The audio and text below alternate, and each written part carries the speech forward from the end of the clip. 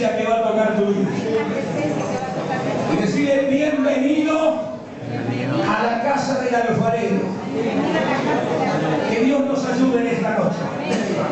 Yo quiero recordarle algo que sucedió en un determinado lugar. Primero, la palabra Hechos de los Apóstoles significa tres cosas importantes. Significa avivamiento. Segundo, significa entrar bajo una cobertura de un poder que es la presencia de Dios. Tercero, Hechos de los Apóstoles significa escrito está. Y todo lo que está escrito se debe llevar a cabo sobre esta tierra.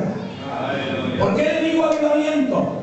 Porque en el libro de Hechos Apóstoles, capítulo 1, verso 8, cuando el Señor le dice a Pedro, recibirán poder cuando vengan sobre ustedes el Espíritu Santo y me serán testigos en Jerusalén, Judea y hasta el último de Samaria. Ahora fíjese usted qué importante saber esto, que Pedro recibe el mensaje del Señor, reúne a 120 personas y se sube a un aposento alto, y en ese aposento las 120 personas, que es el número 12, que es el número de autoridad y potestad de Dios, se reunieron 10 días de oración, de ayuno, clamando en la presencia de Dios, porque el Señor le había dicho que si ellos se reunían iban a recibir poder, y ellos buscaron ese poder. Y la Biblia dice en Hechos de los Apóstoles capítulo 2 que cayó el Espíritu Santo como lenguas de fuego, como viento recio y un estruendo, que son cosas sobrenaturales que sucedieron en la primera iglesia que se estaba preparando para entrar en un avivamiento. Diga conmigo, yo quiero entrar en un avivamiento. Y sabes una cosa, la iglesia entró en un avivamiento, porque luego que recibieron ese avivamiento, oiga bien esto lo que le voy a decir.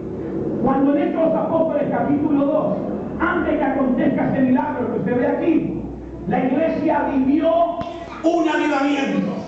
Y a veces nosotros pensamos que un avivamiento tiene que haber cosas, pero que nunca se dieron, pues esas cosas se ven. Pero antes que venga ese mover del Espíritu con señales y prodigios, la iglesia tiene que regocijarse. ¿Sabe qué significa regocijarse? Cuando vino el Espíritu Santo del Señor, ¿usted se cree que la iglesia quedó silenciosa? ¿Se cree que la gente se quedó quieta en el asiento? ¿Se cree que la gente se quedó pensando en otras cosas? Cuando recibieron este avivamiento, cuando usted mira la Biblia y le pide que Dios le revele lo que dice, ellos no estuvieron callados. Ellos comenzaron a bendecir el nombre del Señor. ¿O por qué la gente del lugar dijo, esta gente está borracha, esta gente está ebria? ¿Y qué hace un borracho? ¿Qué hace un ebrio? Nunca está callado. Una persona borracha grita, una persona borracha se bulla, una persona borracha se mueve, una persona borracha hace cosas. ¿Cuántos de ustedes han sido unos borrachos alguna vez? ¿Y cómo hace un borracho?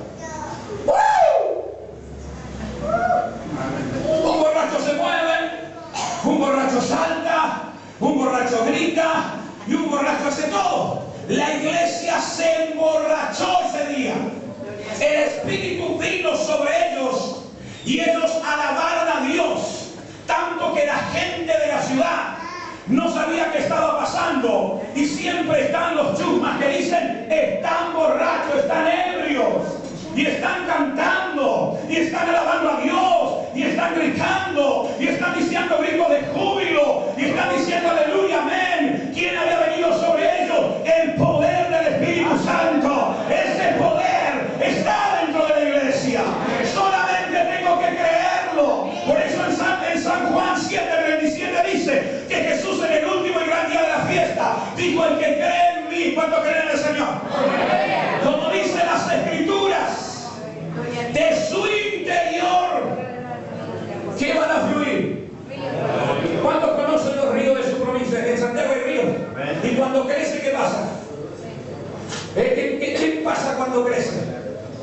Nosotros vivimos en el barrio El Alto y hay un río en el medio de la ciudad. Parece que no pasa nada, pero cuando crece se siente el ruido hacia el alto. La iglesia nació para hacer ruidos. ¿Cuántos dicen amén? Dios nunca fue silencioso. Mira lo que está a tu lado. Qué silencioso que sos. Los vecinos van a saber que hay un gritón aquí. Recibieron un mover terrible del Espíritu de Dios sobre su vida. Ahora, ellos no se quedaron, como decimos nosotros, qué linda estuvo la reunión, qué lindo culto. No, no. Cuando recibieron el impacto del Espíritu, lo primero que hizo esa gente es salir de la iglesia y predicar el Evangelio del Reino. La iglesia está para predicar el Evangelio del Reino. La iglesia tiene que predicar el mensaje del reino de los cielos sobre esta tierra. ¿Saben cuando el Señor en su palabra, cuando entró a Galilea, Él entró diciendo: creed en el Evangelio, porque el reino de Dios se acercó? Iglesia, el reino de Dios acerca. Usted tiene que predicar el Evangelio del reino. ¿Y cuál es el Evangelio del reino? El Evangelio del reino no es un evangelio religioso, no es un evangelio legalista, no es un evangelio de reforma, no es un evangelio de esculturas carnales, no es un evangelio al que yo creo que es el mensaje del reino. Es un evangelio de revolución, un evangelio de señales, de prodigios y maravillas en el nombre de Jesucristo. Cuando digo de señales, los ciegos ven, los mudos hablan, los sordos oyen, los paralíticos se levantan. Ese es el evangelio del reino, porque el evangelio no consiste en palabrería, sino en hechos y poder del Espíritu Santo. ¡Aleluya! Ese es el evangelio. No es el evangelio estructurado, que tengo que marcar 1 hora, 2 horas para irme de la iglesia. Ese es un evangelio que lo formé a mi forma, un evangelio religioso, legalista. Sin embargo, cuando tú entiendes lo que dice Dios, que cuando viene el Espíritu Santo rompe los moldes carnales. Por eso el hombre viejo no puede venir vino nuevo, porque el vino nuevo fermenta y rompe el hombre. Tiene que haber tonel nuevo y vino nuevo. Decía el que está a tu lado: se cumplen las 2 horas y nos vamos. Y te vas a ir sin la bendición de Dios. Y cuando ellos reciben esta revolución, no se quedan callados. Yo que en cada iglesia hay unos que hablan por los codos y otros que están por los otra cosa. Y hay a otros que les tenés que sacar con tira buzón. Porque cuando vos le hablas, tienen 3 formas de hacer. Y cuando no te dan bolilla, significa que cuando esta presencia que recibió Pedro y recibió Juan les dio un buen resultado. Hermano, el Espíritu Santo da resultados y nos lleva a una estructura, no nuestra, sino una forma como Dios quiere que seamos. Entonces, cuando tú entras en un ambiente distinto de lo que Dios puede hacer, te das cuenta que hay algo más de lo que yo me imagino que Dios quiere. Entonces, cuando Pedro y Juan recibieron esta presencia, este toque del Espíritu, ellos lo primero que hicieron es mantener esta presencia. Porque esta presencia hay que mantenerla. Decía que Carlos, hay que mantener esta presencia.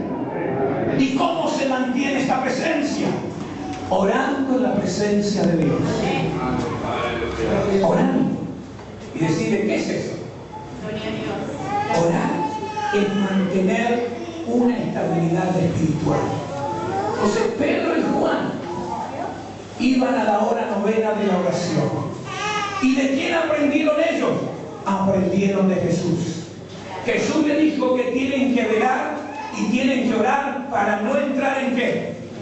En tentación. Entonces ellos iban a la oración y se fortalecían en la oración. ¿Sabes? La oración rompe cadenas. Un predicador que no ora no tiene la gracia para poder presentar su mensaje. Un cantor que no ora no tiene sabor en la presencia de Dios. Uno que tiene parte del ministerio, sea quien sea, tiene que tener una comunión íntima, una relación con el Padre. Por eso el Señor dijo, cuando tú te encierres en secreto, mi Padre te lo recompensa en público. ¿Esto qué quiere